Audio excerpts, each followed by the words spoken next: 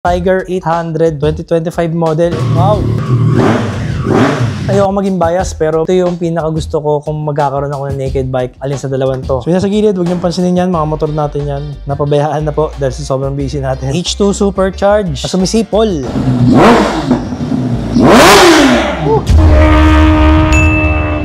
Dahil December na, simulan na natin ang Big Bikes Christmas Sale. At bago tayo magsimula, gusto ko munang pasalamatan ng mga ating katingin na sumuporta at nagpa-consignment na kanilang mga motor. So kaya dumami yung mga motor dito. Salamat po sa mga nag-consignment. At tumatanggap pa rin kami ng consignment. Ibig sabihin nun, pinapa-display dito yung mga motor nila para ibenta natin at hanapan ng bagong amo. Simulan muna natin sa mga Big Bikes for Beginners. Meron tayo dito 2025 Kawasaki Ninja 500 SE. Pag sinabing SE, ito yung top of the line special edition kasi ito yung palatandaan sa kanya. Meron siyang keyless ignition and wireless remote. And this one, meron na itong mga accessories. Oh. Meron na siyang carbon exhaust. May plate number na siya. Makinis na makinis. Wala siyang gasgas. And ang presyo niya ay 300K.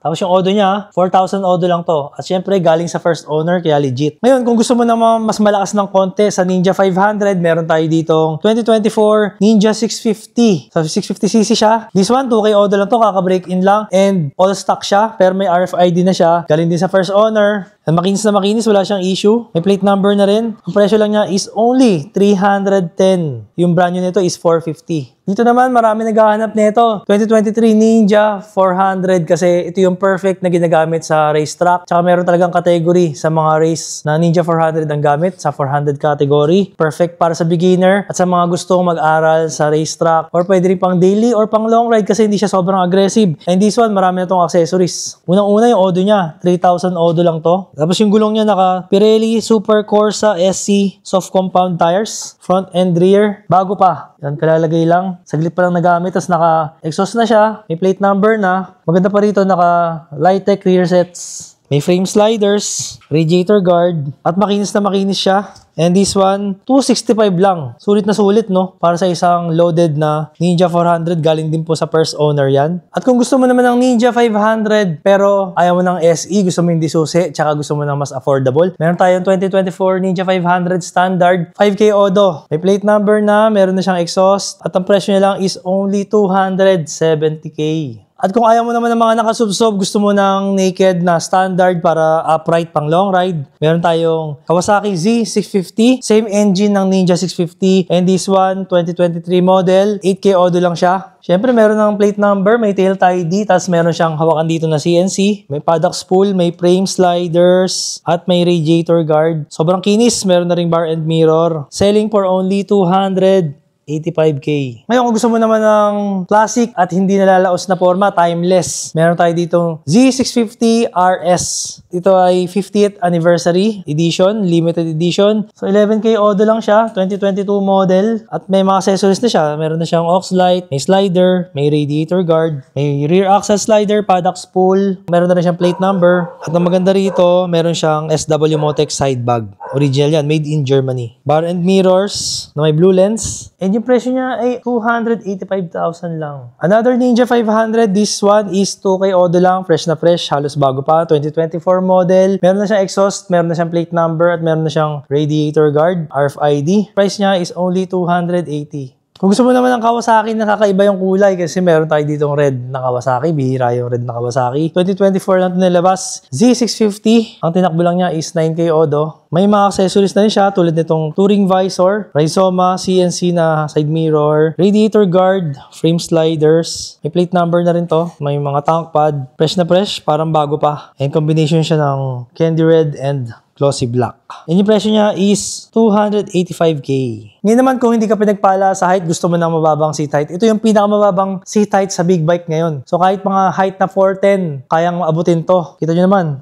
So, malapit na mapasa tuhod ko yung upuan niya. Kaya pag inupuan natin to, tupi pa yung tuhod natin. Sobrang baba lang ng seat height. Perfect din to sa mga beginner na ayaw nila na nakatipto. Gusto nila flat na flat yung paa nila. Hindi ka ma-intimidate sa kanya. Tapos magaan, tapos matipid sa gas. And syempre yung tibay and reliability ng Honda. Meron tayo ditong 2022 matte blue and 2023 na Honda Rebel 500. This one is 3K Odo lang. Glossy gray. And this one is 1K Odo lang. So kaka-break-in lang. Ang presyo nitong 22 is 320K. Ang presyo naman itong 23 gray is 300 140k. Ngayon naman, kung gusto mo na exotic at European at gusto mo yung kulay ng mga Ducati, syempre meron tayong Ducati dito. Meron tayo dito 2022 Ducati Monster 937. Syempre ito yung latest look. Pag nakita nyo, meron siya ditong DRL na parang ring. Tapos this one is 1K Odo lang, kaka-break in lang. At maganda sa kanya, naka-TFT display na hawig sa Street Fighter and Panigale. Yung TFT niya. Meron na siyang tank bag, original na frame slider, pang Ducati. Original Ducati na seat cowl. May plate number na rin siya. Yung gulong niya, sobrang kapal pa. Pirelli. Maganda sa kanya, naka Brembo brake calipers na siya. And Brembo Brake Master. As well as Brembo Clutch Master na hydraulic. And grabe naman yung presyo, napakamura.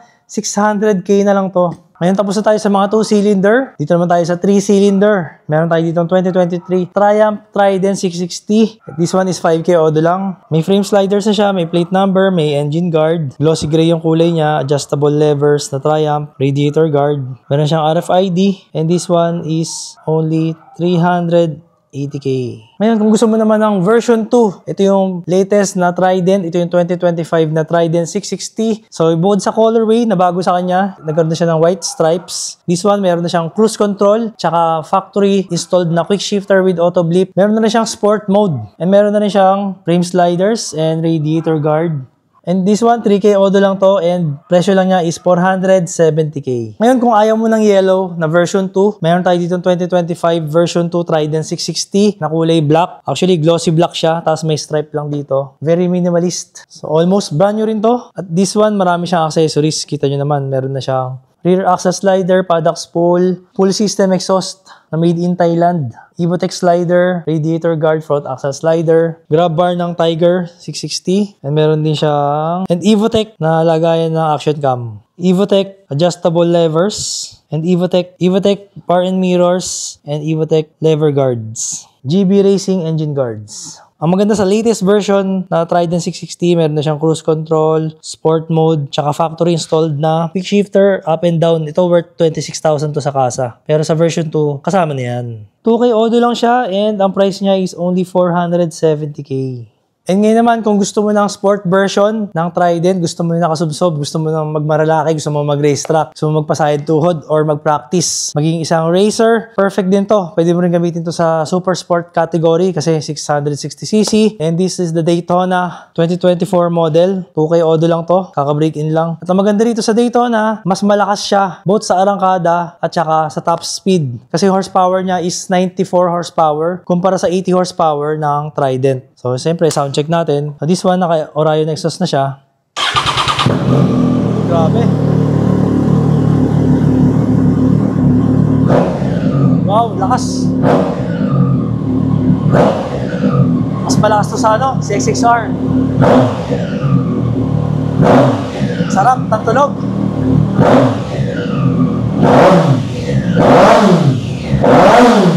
Woo!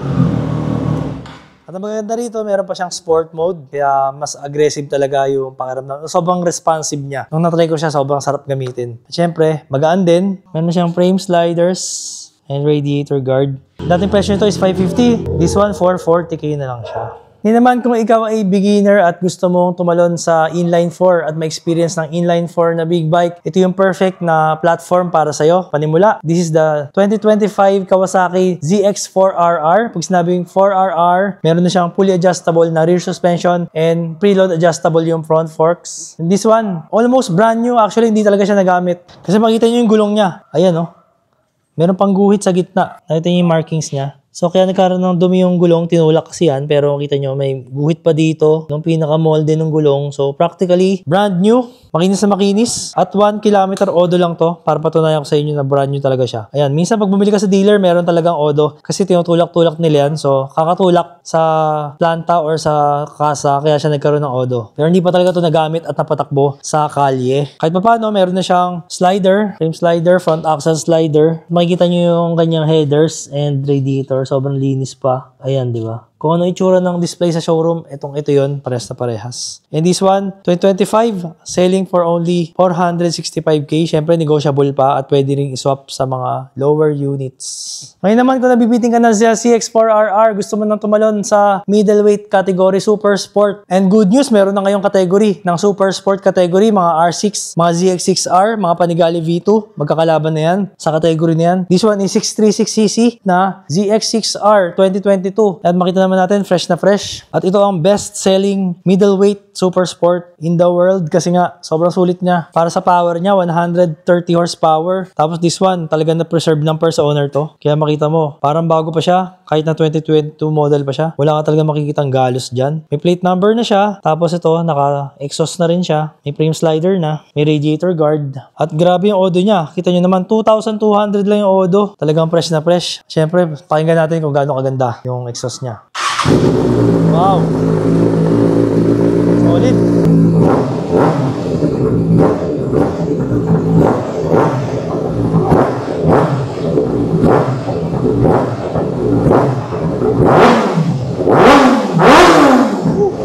So yung presyo dati nito is 649.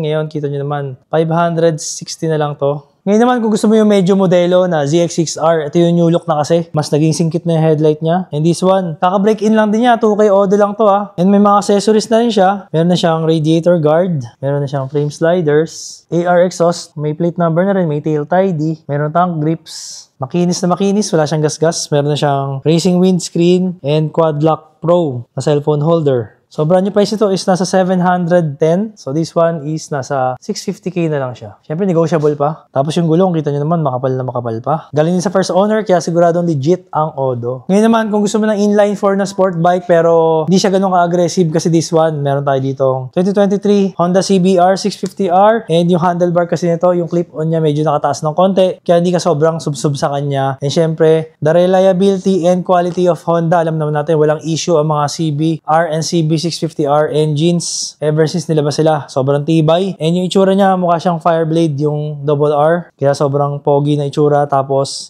slim type pa siya. Kaya syempre, hindi ka mahihirapan isingit-singit sa Metro Manila traffic. And this one, meron na siyang tail tidy. Meron na siyang SE exhaust. RNG frame sliders. RNG engine guards. Bihira ako nakikita yan sa mga CB and CBR. Made in US yan. Evotech radiator guard. Evotech front axle sliders. And paddock spools. Meron na rin Demotive adjustable brake and clutch levers. Quad lock cellphone holder, tank pads, and tank grips. At ang maganda rito kasi kung nag-aangkas ka, makikita mo yung passenger seat niya malapad. Kumpara mo sa mga sport bike ng Kawasaki, patulis, kaya medyo masakit sa puwet sa backride dito. Komportable backride mo rito. Tapos kita mo yung tail tidy niya, RNG rin na may gawa, made in US din, napakamahal ng RNG. Tsaka syempre yung quality at tibay. Tank grips niya is also RNG, including the tank pad.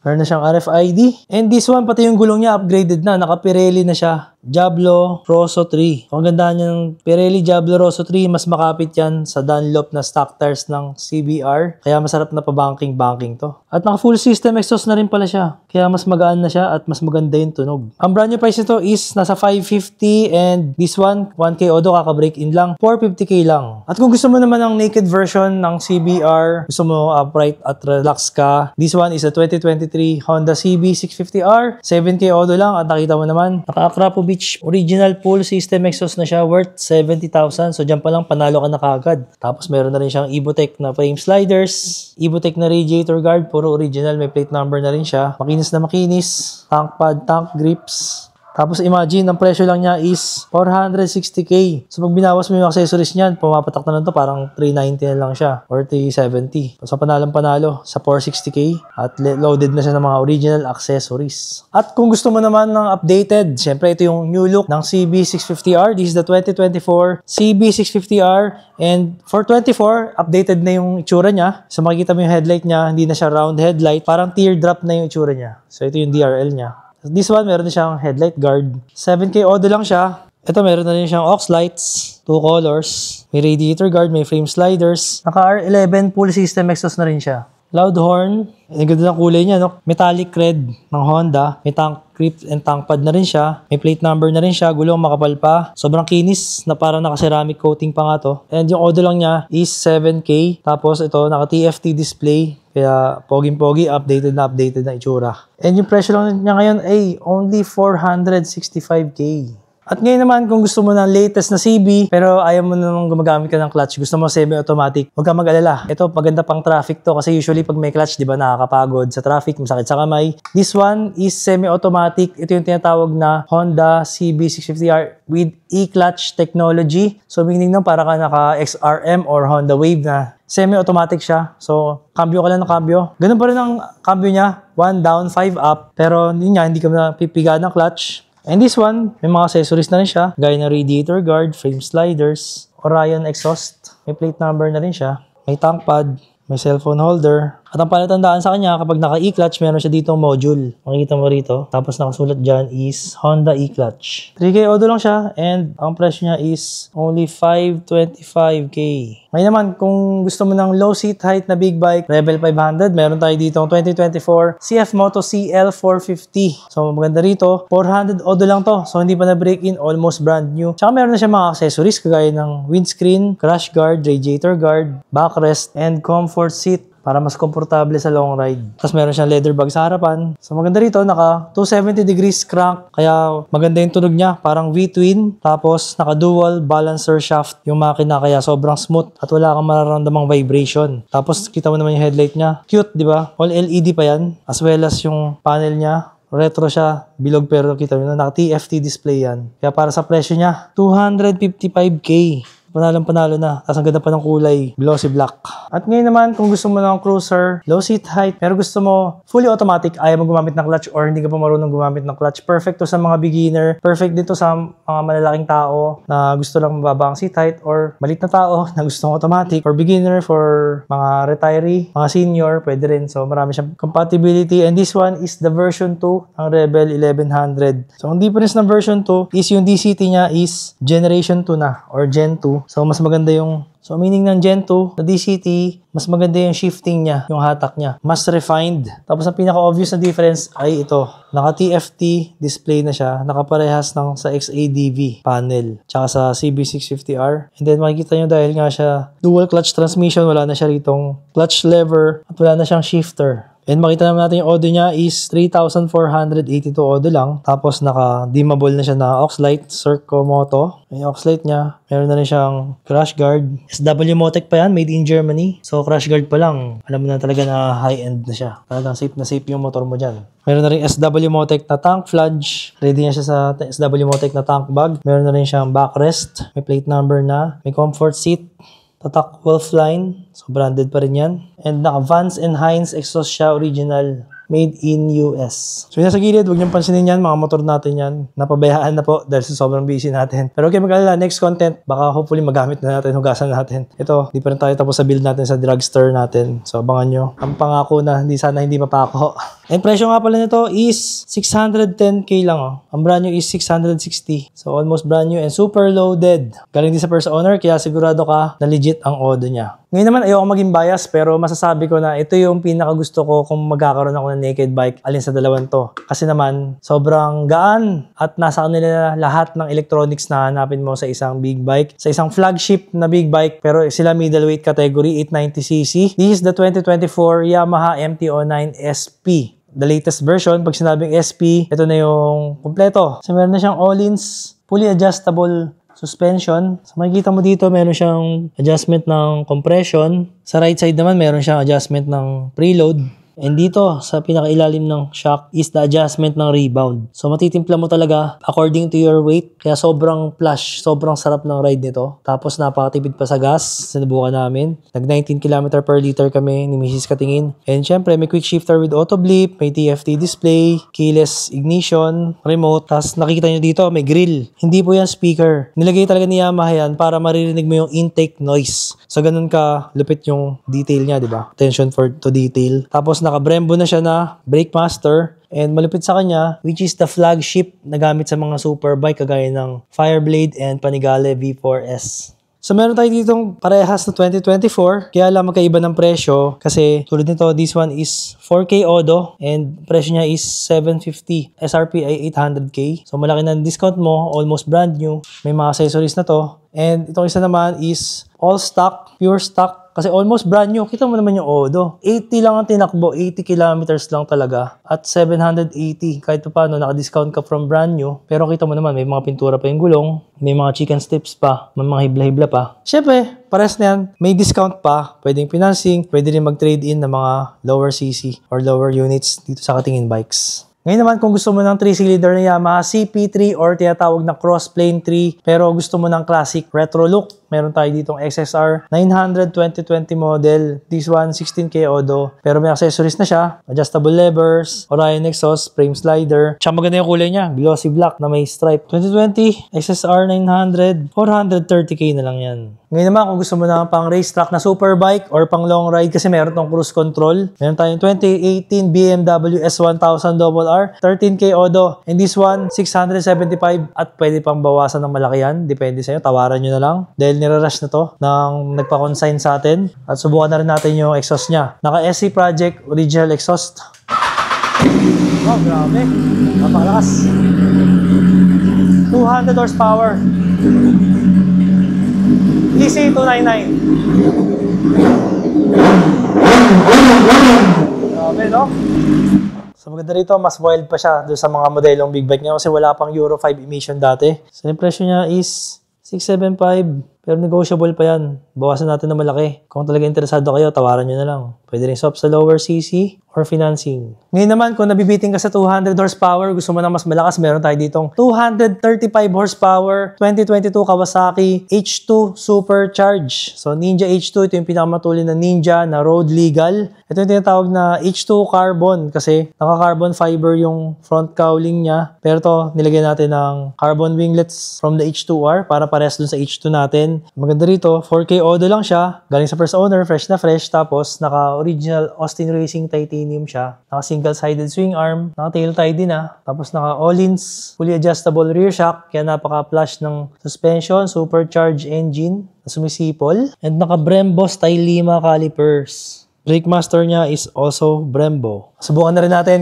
kung gaano kaganda ang tunog ng isang H2 Supercharge na sumisipol. Wow!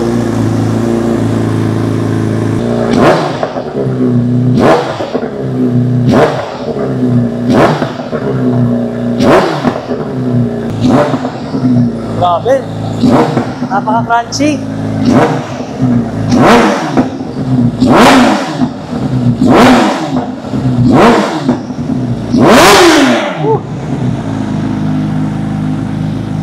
Grabe, napakasarap ng tunog. Napaka-minimal na vibration. Ang sakit sa tenga. In this one, ginawa natin siyang road legal. Kita nyo, nalagyan natin siya ng side mirror na na-adjust yan. Kaya safe na safe ka na sa kalsada. Di ka pa mahuhuli. Ang brand new price nito is 1.9 million na ngayon. Bibenta na to for only 1.380. Grabe, di ba? Ang laki ng discount mo. Tapos ng original Austin Racing Titanium exhaust pa. Nilagyan ko pa yan ng H2R winglets na carbon. Kaya kita nyo naman, pogi-pogi talaga. Ngayon naman, kung nabibilisan ka masyado sa 235 horsepower, meron tayong mas mabagal na konti. 195 horsepower, this is the 2023 Kawasaki ZH2 and 6K Odo lang to. Napaka-fresh, makinis na makinis din to. At may mga accessories na rin siya. Merong radiator guard, merong frame sliders, tank pad, tank grips, naka-exhaust na rin siya. Supercharged engine na sumisipol. Ngayon, pakinggan natin kung anong difference nila. Kung sino ba yung mas malakas. Baka sakaling marinig natin yung sipol dito. Sa H2 kasi hindi natin marinig. Sobrang lakas ng tunog ng exhaust. Dito naman. Try natin. Malakas din. Malakas din siya.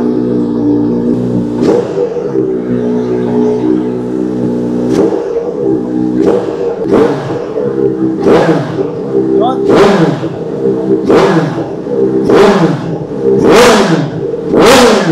Grabe.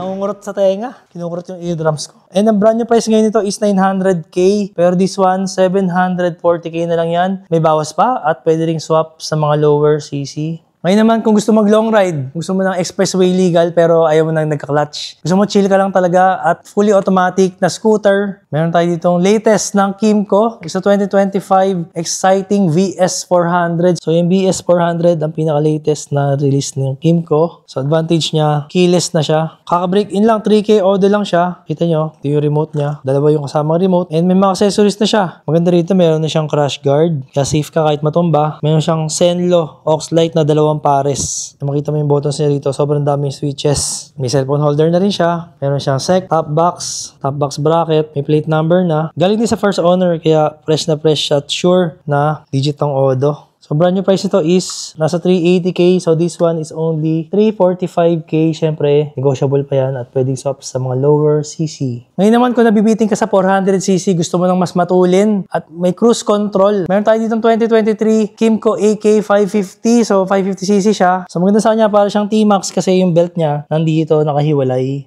Yung kanyang makina, nasa gitna yung makina niya. Tapos swing arm nandito sa may gulong. Kaya maganda yung balance niya. Maganda yung weight distribution niya. May plate number na rin. Makinis. All stock pa siya. So yung price na lang nito, 495 na lang. Murang-mura, no? Kasi maganda rito kasi meron siyang cruise control, power, adjustable windscreen, heated grips, and keyless remote. Kita nyo, sobrang dami ng pindutan. Sobrang dami niyang functions. Tsaka dito, dami pindutan. At ngayon, kung gusto mo naman ng AK na mas mamalakasan kasi meron na itong aux light. Gold Runway aux light na worth mga nasa 18,000. Tapos yung kulay niya, akala mo sports car. Glossy, powder blue. So 2023 model din siya. AK550 premium din. Meron na siyang SEC alloy top box. May plate number na rin. Makapal pa yung mga gulong. Meron din siyang protector. Tapos kita nyo naman, 5K Odo lang to. Fresh na fresh pa. Galing din sa first owner. Presyo lang niya is only 515K. Kung gusto mo naman ng mas malakas sa AK Premium at mas mura at subok na yung reliability, syempre Kawasaki is a Japanese brand. Meron tayong 2024 Kawasaki Versys 650. So 2K Odo lang to, kaka-break in lang. Meron na rin siyang aux lights, crash guard. Naka Yoshimura exhaust na siya, alloy top box. Heavy duty cellphone holder. Makinis na makinis. Wala siyang gas-gas. Brand new price nito is 499. Pero ito, 430k na lang. Negotiable pa at pwedeng swap sa mga lower cc. Siyempre galing sa first owner kaya legit ang kanyang 2K Odo. May naman kung gusto mo ng Versys pero gusto mo ng mas mura. Meron tayo dito. Japan quality rin. Siyempre napakatibay nito kasi it's a Honda CB500X. Fresh na fresh, 600 Odo lang to. Kaka-break in lang. Ang kagandahan sa 2023 na CB500X, naka-inverted front forks na siya, tsaka dual disc brake. Kita mo naman, ang Odo lang niya is 700, so almost brand new pa. Makikita natin dito sa headers niya, talagang wala pang mancha. Halos bago itsura, di ba? Tapos naka-original crash guard siya and radiator guard. Ang presyo na lang niya is 320 na lang siya at negotiable pa rin yan at pwedeng swap sa mga lower cc or financing. Ngayon naman kung gusto mo ng ultimate sport touring na middleweight, hindi masyadong mabigat, meron tayo ditong Yamaha Tracer 9 GT 2023 model. And this one, kaka-break in lang. 2,000 plus Odo lang siya. And ang galing ng instrument panel niya. Kita mo parang goggles. Magkahiwalay dalawa. Tapos may ilong dito sa gitna. Sobrang unique. And kompleto na rin sa features to. Meron na siyang cruise control, 6-axis IMU, quick shifter, auto blip. So, lahat na meron to. Cornering ABS, cornering traction control. May remote adjuster na suspension. Saka kita niyo yung suspension niya, mayroong wire. Kasi naka KYB electronically controlled suspension siya. Kaya napakaganda ng play. So, kahit sa lubak, di mo ramdam yung lubak kasi siya nagtitimpla ng settings na suspension. Yung ECU on the fly habang bumabiyahe ka. And naka-top box na rin siya. May crash guard, may TDD aux light. And ang brand new price ito ngayon, nasa 900 plus to. Pero this one, 780 na lang. Panalo ka na dyan, makinis, walang gas-gas. Siyempre, negotiable pa at pwedeng swap sa lower units. At kung gusto mo naman ng adventure bike na pwede sa mga beginners, hindi siya ganun kabigat, hindi siya ganun kataas ang seat height, pero gusto mo talaga mag-GS dahil mabigat yung mga GS na 1250. Meron tayo ditong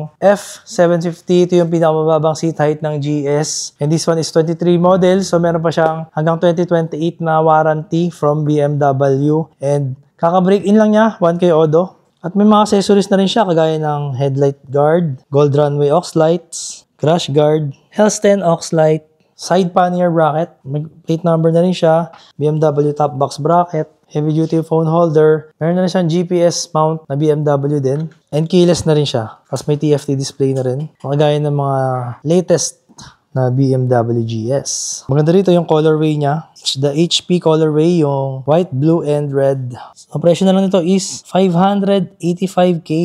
Siyempre, negotiable at pwede swap sa lower CC. So gusto mo ng sport touring na inline 3, maganda yung tunog, tapos compact, di siya ganun kabigat. Kung maalala nyo yung vlog natin, sinop natin yung 450MT natin. Ito yung same bike, yung 2025 Triumph Tiger version 2. So magandahan dito, siyempre galing sa first owner, nasa vlog natin yung sinop natin yung 450MT natin. Tapos sobrang loaded na nito. Ang advantage ng version 2, una-una yung kulay niya, nakita mo naman, parang metallic green na parang sa Lamborghini. Very sporty. And then, meron na siyang cruise control from the factory. Meron na rin siyang quick shifter with auto blip. This one, sobrang dami accessories nito. Meron siyang crash guard, meron siyang gold runway aux light, meron siyang Senlo aux light, meron na rin siyang navigation with dashcam and tire pressure monitoring system, adjustable side mirrors, SEC alloy top box, remote adjuster, naka-Acra exhaust na siya. Check natin yung Odo. 720k lang. Kita nyo naman, sobrang bago pa. Ngayon, pakinggan natin yung Acra exhaust niya. Wow! Solid. And ang presyo lang niya is only 550k. At may pahabol pa. Kakarating lang kanina. Mainit-init pa. This is the latest Tiger pa rin. So kung meron tayong version 2 na 660, ito yung pinakaunang nilabas na Tiger 800 2025 model. And this one, loaded din ito. So makita nyo, meron na siyang Senlo aux light, Evotech front axle slider, Evotech radiator guard, pyramid na splash guard or fender extension. Yan, from stock meron na siyang belly pan or yung araro. Evotech sliders. Siyempre from the factory, meron na rin siyang quick shifter with auto blip. Meron na rin siyang cruise control.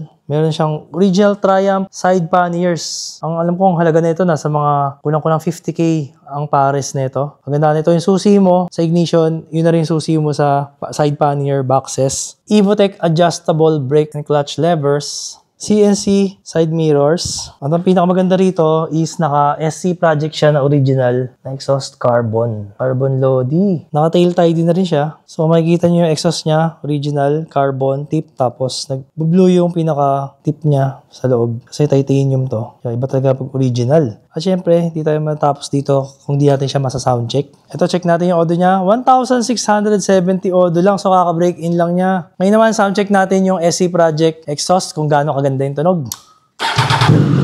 Wow, solid.